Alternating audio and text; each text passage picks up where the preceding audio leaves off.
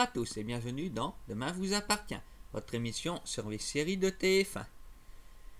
Pour ceux qui sont en vacances et qui ne peuvent pas visionner les séries, vous trouverez ici le résumé en images de ce qui s'est passé dans Demain nous appartient, où le mystère du Hara continue de s'épaissir, et dans Ici tout commence, dans lequel le concours de pâtisserie n'arrête pas de réserver son lot de surprises. C'est parti pour le premier résumé de la semaine en images.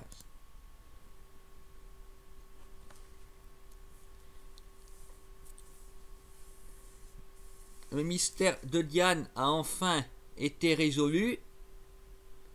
Elle n'était pas aussi loin qu'on pouvait le penser, elle était même tout proche, puisque en fait, Paul et Diane. Et oui, Diane a changé de sexe. Elle était toujours au Hara, mais sous une autre identité.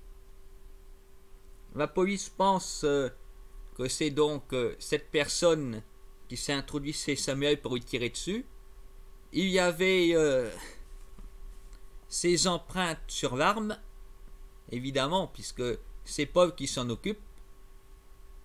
Le voilà maintenant en prison. Voilà, Samuel a donc retrouvé sa meilleure amie, mais dans des circonstances inattendues. Pourtant, le fait que Diane soit sous les verrous ne met pas fin du tout au problème. En effet, Anne-Marie a de plus en plus de visions, elle entend des voix parano. Elle s'est retrouvée à l'hôpital. Un mauvais médicament lui a été administré. Alors bien sûr, on se demande qui a fait ça. Benjamin s'est occupé d'elle juste avant, parce que lui, on le voit de temps en temps au Hara. Alors on peut se demander si c'est juste en touriste ou s'il a une autre raison cachée. Il va évoquer avec Samuel d'acheter le Hara. Il a dit que c'est une blague, alors on ne sait pas trop.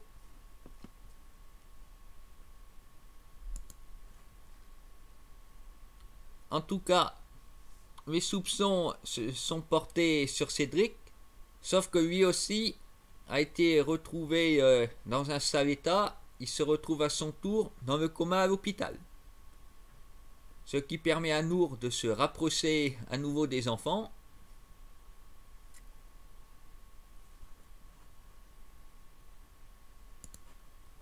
Elle est furieuse après Nicolas, puisqu'il avait entendu la conversation au téléphone et dénoncé Cédric à la police.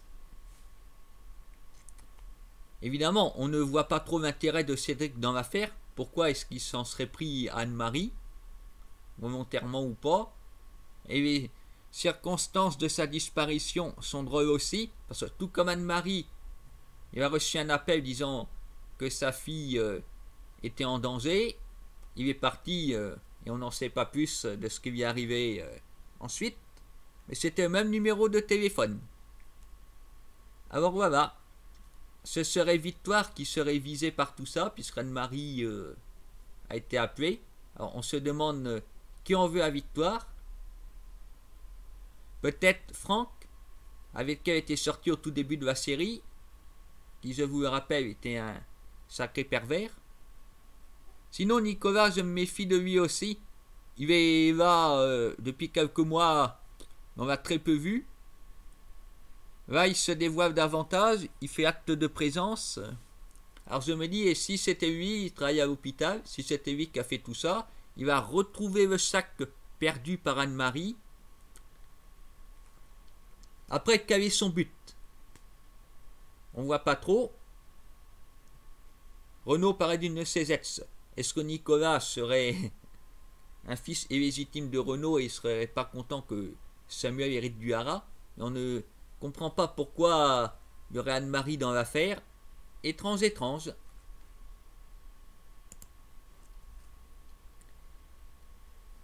De son côté, Manon a finalement réussi à rendre Nordine jaloux en passant du temps avec Valentin. Il a décidé d'assumer ses sentiments pour elle. Mais le petit problème, c'est que Aurore sait que Manon a couché avec Valentin et elle va répéter à Nordine. Alors, leur histoire d'amour est encore une fois contrariée. On verra aussi si Valentin va s'incruster pour garder Manon. Il semble dire que c'est pas sérieux, mais bon, tout est possible.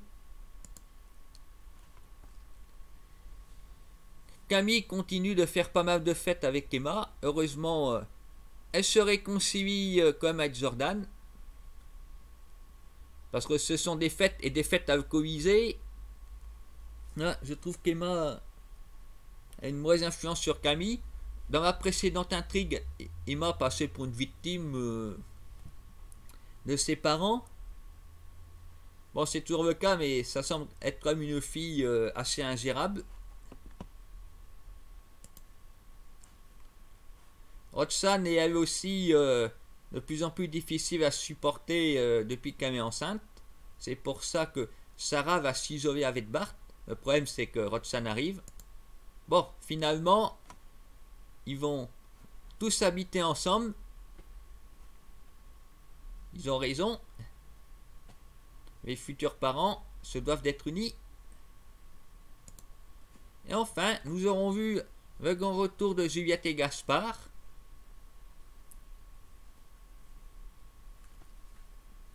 Oui, va faire avec Sacha a laissé des traces sur Gaspard qui est un ado rebelle.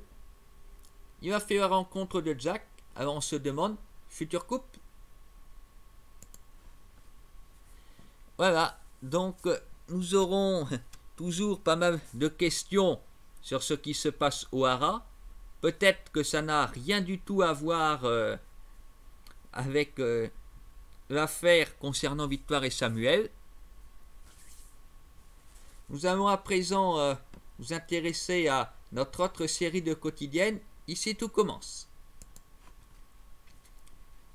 Greg a retrouvé Marius apparemment agressé. Je dis apparemment parce que Marius a avoué qu'il avait mis tout ça en scène pour le séduire.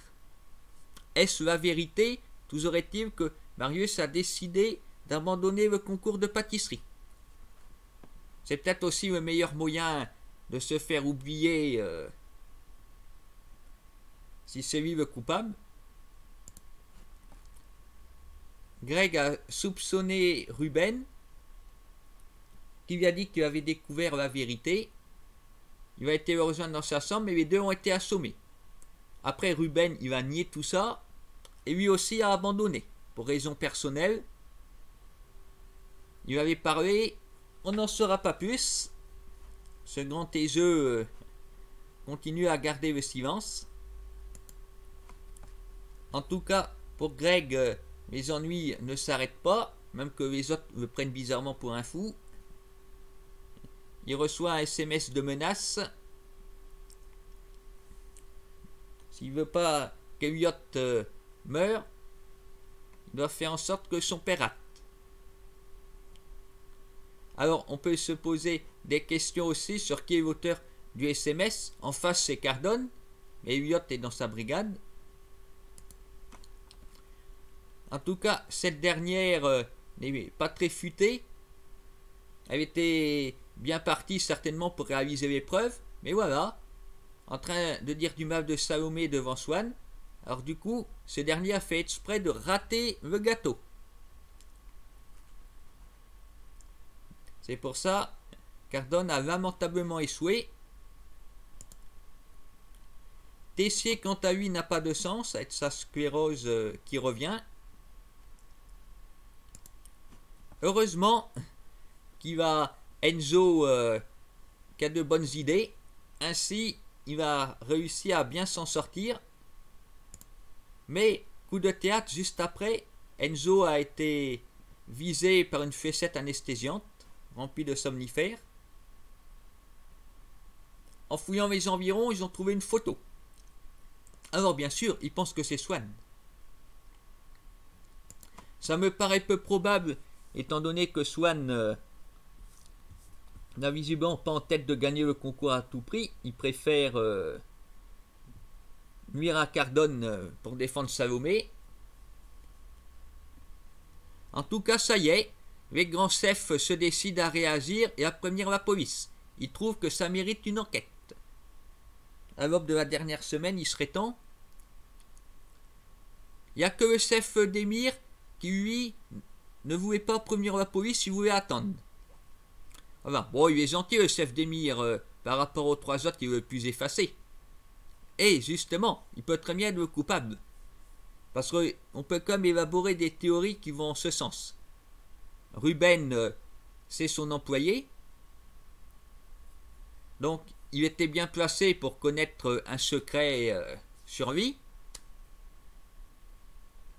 Parce que bien qu'il soit pas vraiment commode, Ruben se soumet assez facilement au chef d'émir. Ce qui veut peut-être dire que dans le privé, d'émir est en réalité un vrai monstre. Voilà. Il a l'air bien sympathique être Salomé et tout, mais qui sait ce qui cache. Et c'est aussi pour ça qu'il n'a pas envie que la police soit prévenue. Quand on cherche, il y a toujours un risque que la vérité soit trouvée. D'autant que Tessier était en face de lui durant l'épreuve où Enzo a brillé. Alors on peut penser que Demir a senti que sans Enzo, Tessier n'y arrivera pas. C'est pourquoi, voilà, je le soupçonne. Si Tessier est occupé, aide le concours, Tessier Junior est au double A, il se montre aussi détestable que lui. Bon, la brigade a de la chance, il est parti en Angleterre pour donner des leçons de cuisine aux responsables locaux. Suleiman et Deva ont fait l'amour. Bon, il n'y a plus grand chose à en dire d'autre. Les parents de Solal ont décidé de financer le master. Oui, mais à une condition que leur fils soit pris au concours d'entrée. Évidemment, cela gêne Clotilde,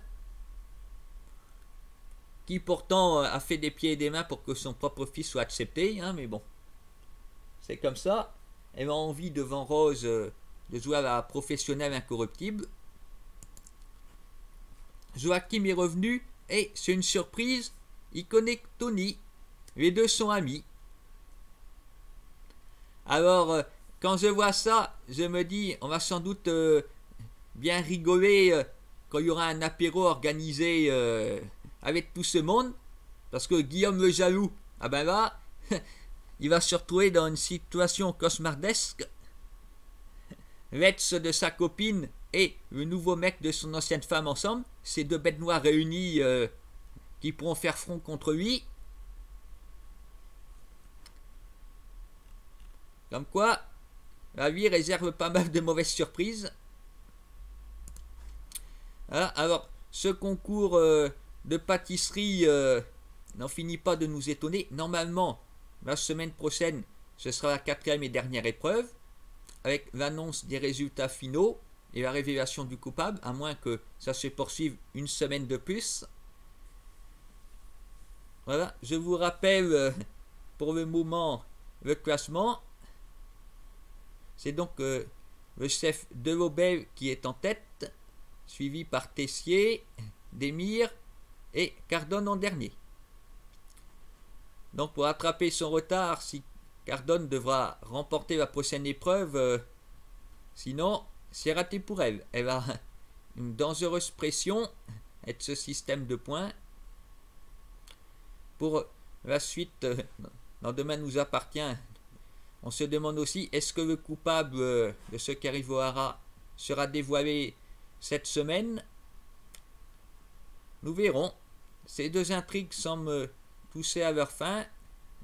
Je vous souhaite à tous une bonne semaine devant la télévision et à très bientôt pour une nouvelle analyse.